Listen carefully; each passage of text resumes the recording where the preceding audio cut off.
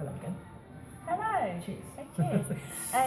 So Simon and I are back with our Coaches in Conversation, and we've been talking about how, as coaches, we ask a lot of questions, and a lot of our work is based around, we will ask questions to bring out the answers that people actually already have within them. But we were just saying about how this can apply to everybody, not just to coaches. So Simon, do you want to talk about how you could incorporate questions a bit more into your conversations? That's a good question. Let's see what you did there. I think so. I think I try and do it with people, whether it's family or whether it's colleagues. We do have a tendency, don't we, and I do this as well, in our conversation to have a script on my head of what we want to get across. And it can come across a little bit like a dictation or instructions. And in myself, I have to stop myself sometimes and think, hang on, ask a question, because I think the reason for that is when you ask a question, you're showing interest in the other person, and it passes the ball back to them, and now they can do some talking. If you dominate the conversation too much, then you just going to turn people off. Yeah. Kind of require dominate the conversation. So with that in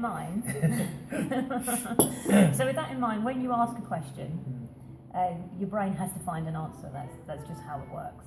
So by asking a question of the person you're having a conversation with, as you say, you're giving the ball back to them. You're putting it back to them to come up with an answer. You're giving them ownership of the conversation, and you're also giving them the space to think, to speak, and come up with whatever they want to get across. Yeah. So questions are actually very empowering in that way, aren't they? Yeah. So let's have some examples then.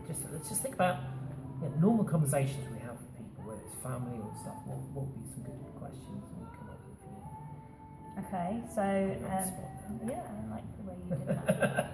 Ask me a question. So, say for example, you want a family member to do something. Okay. Maybe it's around things in the household aren't getting done, and it ends up just as one person doing it. Maybe that's just my house. And so rather than go from a point of view of, okay, I want you to do this, I want you to do that, or nobody's doing anything, it's me that does everything. Yeah. Victim mode. Yeah, you're not going to get the results that you want. But if you were to then say to the other family members, or your partner, your child, whoever, how could we make sure that everything in the house gets done? Yeah, great. Or how could we share out the jobs in the house? Yeah, or that's good. Or anything like that. Straight away, you're giving them the opportunity to come up with their suggestions, their ideas, and their answer might be, "Oh, well, you do it all." So, not necessarily the answer you want, but it's a way of empowering people to come up with their answers, and also inviting them to make suggestions as well. That's really good. So it gives them a reason to do it. The other thing I like to do sometimes is give a choice to the person. So if you think about a family, I think you talk about family members not being involved in housework, etc. I might say something like, "Would you like to do the dusting or the washing up?" And they'll probably say, "I don't do either." That's not the choice. Would you like to do the dusting or washing up? And then we can go to the cinema, so there's a bit of reward in there as well. That sometimes works. None of this works 100% of the time, of course. It depends on your own situation. But usually that has a better effect than what you were saying, do the washing up or do the vacuum cleaning. Or complaining. Because you'll get, why should I? And that works in business as well, I think, doesn't it? With a boss talking to a staff member. There's one thing I like to do. I like to imagine that people have MNFI stamped on their forehead. Okay. Do you know what that stands for? No. It stands for Make Me Feel Important. I like that.